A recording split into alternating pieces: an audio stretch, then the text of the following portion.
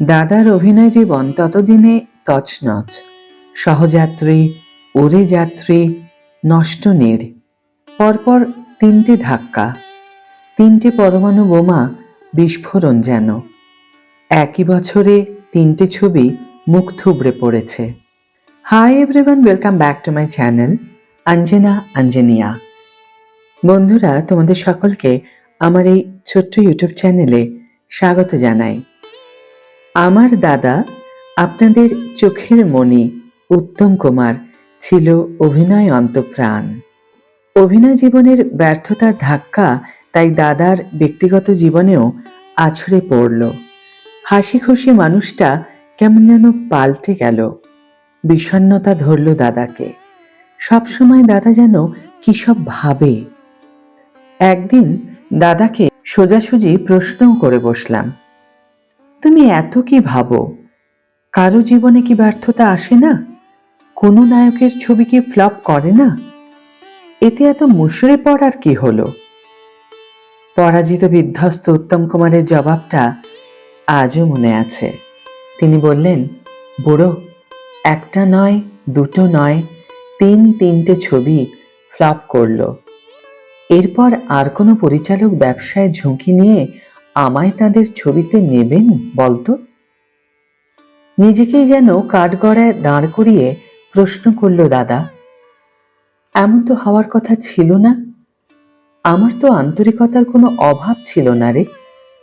দরদ দিয়ে অভিনয় করেছিলাম, কিন্তু কই, কেউ তো একবারও বলল না, উত্তম, তোমার অভিনয় ভালো লেগেছে। ছবি না চললেও তোমার অভিনয় আমাদের নাড়া দিয়েছে। উত্তর দিতে পারিনি সেদিন দাদার প্রশ্নের। সত্যিই তো, 3টে ছবিতে দাদার অভিনয় কি এতটাই নিকৃষ্ট মানের হয়েছিল যে কারো কাছ থেকে প্রশংসা পেতে পারে না? হয়তো এভাবেই একটা প্রতিভার অকাল মৃত্যু ঘটত। বাড়ি থেকে অফিস আর অফিস থেকে বাড়ির যাতায়াতে ধুয়ে মুছে যেত দাদার নায়ক হওয়ার স্বপ্ন। কিন্তু ভাগ্যের চাকা যে দাদার জীবনকে অন্য পথে নিয়ে যেতে চায়। আর 5জন কেরানি বাঙালির ভাগ্য কি মহানায়কের ভাগ্যের সঙ্গে মিলেমিশে একাকার হতে পারে? দাদার এমপি স্টুডিওর চাকরি তখন 2য় বছরে পড়েছে। চুক্তি অনুযায়ী মাইনেও বেড়ে হয়েছে 400 থেকে 600। দাদার কিন্তু এই মাইনের টাকা নিতেও হাজারো অস্বস্তি, হাজারো অশান্তি। আজও মনে পড়ে দাদা যে সময় বারবার একই আক্ষেপ করত, এমপি প্রোডাকশনস আমায় বড় মুখ করে বাঁধা মাইনের চাকরি দিল। কিন্তু কই, আমি তাদের প্রতিদানে কিছু দিতে পারলাম না তো। একটা ছবি হিট করলেও তো ওদের প্রতি কিছুটা কৃতজ্ঞতা দেখানো হতো, কিন্তু তাও পারলাম কই। জানতাম দাদার আত্মমর্যাদা বোধ প্রবল। কারো কাছ থেকে এক বিন্দু উপকার পেলে তার প্রত্যুপকার না করা পর্যন্ত স্বস্তি পেত না। এও উপলব্ধি করতাম হতাশার শেষ কিনারে পৌঁছে গেছে দাদা। এখনই কোনো সুপরিবর্তন না ঘটলে দাদার পক্ষে আর মাথা উঁচুতে রেখে শির দ্বারা টান টান করে বুক ভরা স্বপ্ন নিয়ে ছবির জগতে ফিরে যাওয়া সম্ভব হবে না। গ্রীষ্মের দীর্ঘ দগ্ধ দিনের পর রোদ মরে আসা বিকেলে কালবৈশাখী ঝড় উঠলে যেমন তৃষ্ণার্ত মানুষের ঠোঁটের কোণে আনন্দের ঝিলিক খেলে যায়, কিভাবে যেন কানে এলো এমপির ব্যানারে আবার নতুন ছবির শুটিং শুরু হতে চলেছে। ছবির নাম সঞ্জীবনী, পরিচালক সুকুমার দাশগুপ্ত। সুকুমার দাশগুপ্তর ততদিনে গোটা 8 ছবি পরিচালনা হয়ে গেছে। রাজকুমারের নির্বাসন, এপার ওপার বা পাষাণ দেবতা যখন পরিচালনা করছেন, তখন নানা প্রযোজকের সঙ্গে কাজ করতেন। 7 নম্বর বাড়ি থেকে ঘটল পরিবর্তন। সেই সুকুমার বাবু এমপির সঙ্গে গাঁটছড়া বাঁধলেন। সে বন্ধন অটুট ছিল দীর্ঘ কয়েক বছর। আগে এমপির ঘরে নতুন ছবির নাম শুনলে দাদা আশা নিরাশার দোলায় দুলত। সেবার কিন্তু দাদাকে বেশ নিস্পৃহ লাগলো। ব্যাপারটা কি? যে দাদা ধৈর্যের প্রতিমূর্তি, তারই কিনা ধৈর্যচ্যুতি। সব শুনে দাদা ম্লান হেসে বলল, আমি ফ্লপ হিরো। পরপর আমার 3টে ছবি মুখ থুবড়ে পড়েছে। আমায় কি আর সাহস করে নায়কের অফার দেবে বল? ব্যবসায় কি আর ঝুঁকি নেওয়া চলে? দাদার কথাগুলোয় সেদিন এমন আবেগ মাখানো ছিল যে চোখে প্রায় জল এসে গিয়েছিল। মনে মনে প্রার্থনা করেছিলাম দাদা যেন সফল হয়, দাদার স্বপ্ন যেন বাস্তব হয়ে ওঠে। বাস্তবে সুকুমার দাশগুপ্ত যে কত বড় মনের মানুষ ছিল সে কথা শুনলাম পরে দাদার মুখ থেকেই। দাদাই একদিন পৃথিবী জয়ের আনন্দ নিয়ে বাড়ি ফিরে জানালো, সঞ্জীবনীর নায়ক চরিত্রের জন্য আমাকে মনোনীত করেছেন সুকুমার দা। আমি আবার নায়ক চরিত্রে অভিনয় করব। দেখিস, প্রমাণ করে দেব অভিনয় করার ক্ষমতা আমারও আছে। দাশগুপ্তকেও কম ঝড়ঝাপটা পোয়াতে হয়নি। খোদ যে কোম্পানির কর্ণধার মুরলীধর চট্টোপাধ্যায় দাদাকে যিনি নিজের কোম্পানি এমপির বাঁধা মাইনের চাকরির অফার দিয়েছিলেন, সেই তিনি যখন শুনলেন সুকুমারবাবু সঞ্জীবনীর নায়ক হিসাবে ফ্লপ হিরো উত্তম কুমারকে বেছেছেন, তখন আঁতকে উঠেছিলেন। দাদার বদলে তখনকার কোনো জনপ্রিয় নায়ককে নেওয়ার প্রস্তাব দিয়ে বলেছিলেন, সঞ্জীবনীর নায়ককে হতে হবে মাতাল। উত্তম কি এত অল্প বয়সে অমন জটিল চরিত্রে অভিনয় করতে পারবে? মুরলীধর বাবুরও কিছু করার ছিল না। তিনি তো ছবির ব্যবসা করতে এসেছেন, লাভ লোকসানের পাল্লা ভালোই বোঝেন।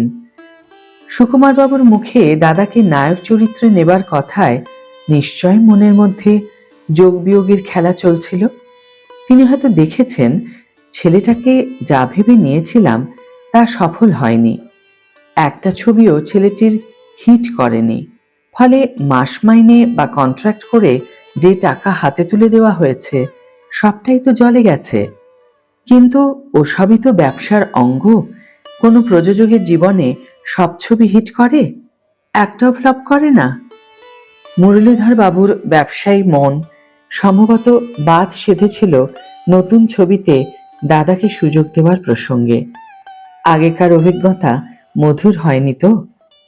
নতুন করে দাদাকে সঞ্জীবনীতে নায়ক বানিয়ে আবার একটা ঝুঁকি নিতে কারই বা মন সায় দেয়? উল্টো দিকে সুকুমার দাশগুপ্ত দৃঢ়চেতা মানুষ। যেটা ভাবেন অন্তর দিয়ে বিশ্বাস করেন, কারো কথায় তা থেকে সরে আসেন না। সঞ্জীবনীর ক্ষেত্রেও তাই ঘটল। খুব সম্ভবত পশুপতি চট্টোপাধ্যায়ের নষ্ট নীড়ে দাদার শুটিং দেখেছিলেন সুকুমার বাবু। মনে ধরেছিল দাদার অভিনয়। হয়তো কেন, নিশ্চিতভাবেই বলা যায় দাদার মধ্যে প্রতিভার স্ফুরণও সে সময় লক্ষ্য করেছিলেন সুকুমার বাবু। নইলে মুরলীবাবুকে বলবেন কেন, আমি পরিচালক, আমার কর্তব্যই তো যে কোনো অভিনেতাকে দিয়ে অভিনয় করিয়ে নেওয়া, তা সে মাতাল হোক বা আর 5টা জটিল চরিত্র। দেখা যাক না উত্তমকে দিয়ে আমি পারি কিনা। অন্যমুখে ঘটনাটি শুনে দাদার মধ্যেও একটা চ্যালেঞ্জ তৈরি হয়ে গেল। সুকুমারদার বিশ্বাসের মর্যাদা রাখতে হবে, অভিনয় করে দেখিয়ে দিতে হবে আমিও পারি। এতদিন পর্যন্ত দাদা যা করেনি এবার তাই শুরু করলো। তখনও ছবির শুটিং শুরু হয়নি। রমণী সেন রোডে সে সময় থাকতেন সুকুমার দা। দাদা সকাল বা রাতে অফিস যাওয়ার আগে বা পরে নিয়ম করে হাজিরা দিতে লাগলো সুকুমারদার বাড়ি। ছবির সম্বন্ধে ভালো করে জানতে হবে চরিত্রটার মধ্যে দিয়ে পরিচালক কি কি চাইছেন। সুকুমার দাও বাধ্য ছাত্র পেয়ে মন দিয়ে শেখাতে লাগলেন দাদাকে। দাদা শুনল ছবিটার চিত্রনাট্যে চরিত্রটা সত্যিই মাতাল, কিন্তু এ মাতাল আর 5জন সাধারণ মাতালের মতো নয়।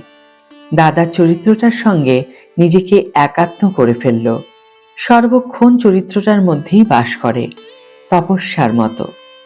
সঞ্জীবনীর নায়ক চরিত্র নিয়ে দোটানা কেটে যাওয়ার পর হলো নায়িকা নির্বাচন। ঠিক হলো সন্ধ্যারানী দাদার বিপরীতে অভিনয় করবেন। হ্যাঁ, যাকে পরে বহু ছবিতে দাদার মায়ের চরিত্রে অভিনয় করতে দেখা গেছে, তাকেই দাদা অভিনয় জীবনের শুরুতে পেল নায়িকা হিসাবে। ছবির জগতে এমন ঘটনা অবশ্য নতুন কিছু নয়, শুধু টালিগঞ্জে কেন, বম্বেতেও। হিন্দি ছবির জগতে আকছার এমন ঘটনা ঘটছে। যে রাখি একসময় অমিতাভ বচ্চনের নায়িকার চরিত্রে অভিনয় করেছে, তাকেই পরে দেখা গেছে অমিতাভের মায়ের চরিত্রে অভিনয় করতে। দর্শকদের এতে কোনো অসুবিধা হয় না, যদি সেই অভিনেতা বা অভিনেত্রী বিশ্বাসযোগ্যভাবে চরিত্রটি ফুটিয়ে তুলতে পারে। সন্ধ্যারানীকে নায়িকা হিসাবে মনোনয়নের পেছনে একটা আলাদা অঙ্ক ছিল। ছবির বাণিজ্যিক স্বার্থের কথা মাথায় রেখে অনেক সময় এমন অঙ্ক কষা হয়। আমি ছবির জগতের লোক হয়ে এমন অঙ্ক কষাকষিকে অস্বীকার করতে পারি না। যদিও এইসব অঙ্ক যে সবসময় প্রযোজকদের প্রার্থিত উত্তর মিলিয়ে দেয়, তাও কিন্তু নয়। ততদিনে গোটা কয়েক ছবি মুক্তি পেলে কি হবে? দাদার তো তখনও বক্স অফিস তৈরি হয়নি। দর্শকদের আলাদা সুনজর পড়েনি দাদার ওপর। এমপি প্রোডাকশনসের কর্তারা ভাবলেন, নায়কের পাল্লা হালকা হয়েছে যখন, তখন তার সঙ্গে নায়িকা বানিয়ে দাও হেভি ওয়েটের কাউকে। সত্যি কথা বলতে কি, সে সময় সন্ধ্যারানীর আলাদা একটা বক্স অফিসও ছিল। দাদা সন্ধ্যারানী ছাড়া সঞ্জীবনীতে নেওয়া হলো জহর রায়, গুরুদাস, কানু বন্দ্যোপাধ্যায়, জীবেন বসু ছাড়া পদ্মা দেবী, প্রভা দেবীদের। ছবির গান লিখলেন কবি শৈলেন রায়, সুরারোপ করলেন অনুপম ঘটক। উত্তরা সিনেমায় মুক্তিও পেল সঞ্জীবনী, কিন্তু দাদার ভাগ্য ফিরল না। সঞ্জীবনীও মুখ থুবড়ে পড়ল। বক্স অফিসের দরজায় কড়া নাড়তে ব্যর্থ হলো এই ছবিটাও। সঞ্জীবনীর ভাগ্যে শুধু এটুকু ঘটলে দাদা হয়তো হতাশায় কয়েক হাজার ফুট অতল খাদে তলিয়ে যেত। ছবির জগতে টিকে থাকা সম্ভব হতো না দাদার পক্ষে, মনের দিক থেকে। বক্স অফিস হিট না করলে কি হবে? সঞ্জীবনীতে মাতাল চরিত্রে দাদার অভিনয়ে সকলের প্রশংসা পেল। সাংবাদিকরা তাদের প্রশংসার প্রতিক্রিয়া জানালেন খবরের কাগজের সিনেমার পাতায়, ছবির সমালোচনা লিখতে গিয়ে। সাধারণ মানুষের মনে যে দাদার অভিনয় দাগ কেটেছে, তা শুনলাম আমি বিভিন্ন জায়গায় নানা মানুষের মুখে। চাকরি সূত্রে তখন আমায় নানা জায়গায় দৌড়ে বেড়াতে হয়, বহু মানুষের সঙ্গে ওঠা বসা। কলেজে পড়ার সময় একটা ট্রেনিং স্কুলে এয়ার কন্ডিশনের কোর্স করেছিলাম। তখন সবে এসির বাজার ছড়াচ্ছে, ভবিষ্যতে বাজার আরো বাড়বে ভেবেই করেছিলাম। পরে লক্ষ্য করেছিলাম আমার ধারণা ভুল ছিল না। লাইনে লেগে থাকলে একটা ভালো জায়গায় পৌঁছে যেতে পারতাম, কিন্তু তা যে কপালে নেই। এসি লাইনে আমার প্রথম শিক্ষাগুরু বাবার সহকর্মী মিস্টার মুখার্জি মেট্রো সিনেমার দায়িত্বে ছিলেন। পরে আলাপ হলো পি.কে. বোসের সঙ্গে। উনি বিলেতের ইয়র্ক কোম্পানিতে 12 বছর ডিজাইনার ছিলেন, কলকাতায় সবে এসেছেন। আলাপ হতে বললেন, আমার 3টে প্ল্যান্ট বসছে, কাজ করবে তরুণ? শুরু করে দিলাম ওর সঙ্গে কাজ। কিন্তু একবার অ্যামোনিয়া প্ল্যান্টে কাজ করতে গিয়ে দুর্ঘটনায় পড়লাম। গ্যাস নাকে মুখে ঢুকে গিয়ে অজ্ঞান হয়ে গিয়েছিলাম। ঘন্টা কয়েক অজ্ঞান ছিলাম, হাসপাতালে ভর্তি পর্যন্ত করতে হয়েছিল। বাড়ির লোক ছুটে এলো, মা তো বলেই বসলো, এমন প্রাণের ঝুঁকি নিয়ে কাজ করে আর দরকার নেই। তোর বাবা দাদা যা রোজগার করে তাতেই কষ্টে সৃষ্টে সংসার চলে যাবে। বাবা দাদাও আপত্তি জানিয়ে বসলো। আমারও আর কাজে যোগ দেওয়া হলো না। মেজদার ক্ষেত্রেও একই ঘটনা ঘটেছিল ওই সময়। মেজদা এমনিতে কমজোরি, প্রথমে রেলের চাকরিতে ঢুকেছিল, কিন্তু রোজ ভবানীপুর থেকে লিলুয়া যাতায়াত, তার উপর খাটুনিও অনেক বেশি। বাড়ির অমতে চাকরি ছাড়তে হয়েছিল। এতে অবশ্য মেজদার সাপে বড় হয়েছিল। পরে মামার যোগাযোগে আইসিআইতে অ্যাকাউন্টস ডিপার্টমেন্টে কাজ পায়, অনেক উন্নতিও করেছিল। আমি অবশ্য বেশি দিন বসে থাকিনি। কতদিনই বা হাত খরচের জন্য মায়ের কাছে হাত পাতা যায়। মায়েরও তো সংসার চালাতে গিয়ে হিমশিম খেতে হচ্ছে, নিজের চোখেই তো দেখছি। বিখ্যাত ক্যামেরাম্যান বিদ্যাপতি ঘোষের জামাই মলয় বোস আমার বন্ধু ছিল। ওরা বনেদি বড়লোক। ওর বাবা বিখ্যাত মাইনিং ইঞ্জিনিয়ার প্রফুল্ল বিহারী বসু। ফাইনাল পরীক্ষায় অঙ্কে 200-র মধ্যে 199 পেয়েছিল। আমায় খুব ভালোবাসতেন। ওদের 7-8টা কোম্পানি। মলয় কিন্তু বাবার কোম্পানিতে নাক না গলিয়ে স্বাধীন ব্যবসায় নামলো, ফ্রস্টেড গ্লাসের। আমায় নিল ওয়ার্কিং পার্টনার হিসাবে। কমাস ভালোই চলল, বাঁধা মাস মাইনে ছিল না। যে মাসে যেমন লাভ হতো, কখনো 600 আবার কখনো 800 টাকা পেতাম। হয়তো এভাবেই চলে যেত, কিন্তু আচমকা মলয়ের বাবা মারা গেলেন। মলয়কে বাধ্য হয়েই ব্যবসার হাল ধরতে হলো। আমার ব্যবসা করা লাটে উঠল। আমি আবার বেকার হয়ে পড়লাম। ব্যবসার অভিজ্ঞতা আমার অবশ্য সেই প্রথম নয়, তার আগেও ঘটেছিল। একজন বন্ধুর গাড়ির স্পেয়ার পার্টসের ব্যবসা ছিল, গ্যারেজে সাপ্লাই করত। বন্ধু একদিন আমায় বলল, আমার ব্যবসায় লেগে পড় না। বেকার আমি লেগে পড়লাম ওর ব্যবসায়। কিছু টাকা হাতে ছিল, ওর ব্যবসায় ঢাললাম। তখনও জানতাম না ভবিতব্যে অন্য কথা লেখা আছে। ব্রহ্মপুত্র নদীর ধারে একটা গোডাউনে আমাদের বড় মাল সাপ্লাই হতো। হঠাৎ একদিন শুনলাম ব্রহ্মপুত্র ভাসিয়ে নিয়ে গেছে গোডাউন। তারই কিছুদিন আগে আমরা 40-50 হাজার টাকার মাল সাপ্লাই করেছি। গোডাউনের কোনো বীমাও ছিল না। বেশিরভাগ টাকাই আদায় হলো না। মূলধন হারিয়ে আমরা পড়লাম অকুল পাথারে। ব্যবসা ডকে উঠল রাতারাতি। আবার আমি বেকার হয়ে পড়লাম।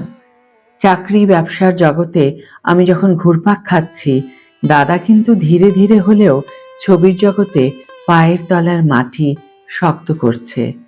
সঞ্জীবনীর পর খুব সম্ভবত দাদা অভিনয় করেছিল কার পাপে ছবিতে, যদিও কার পাপের আগে রিলিজ করে বসু পরিবার, যে ছবি দাদার অভিনয় জীবনটাই পাল্টে ফেলল রাতারাতি। কার পাপে ছিল এমপি প্রোডাকশনসের ছবি, পরিচালক কালীপ্রসাদ ঘোষ। আজকের দিনে জানি না কজন মানুষ সেদিনকার কার পাপের গুরুত্ব সঠিক অনুধাবন করতে পারবে। সে সময় ভেনারেল রোগ নিয়ে অমন একটা ছবি তৈরির জন্য পরিচালক প্রযোজকের বুকের পাটা দরকার হতো। এমপির তা ছিল, ছিল কালীপ্রসাদ বাবুরও।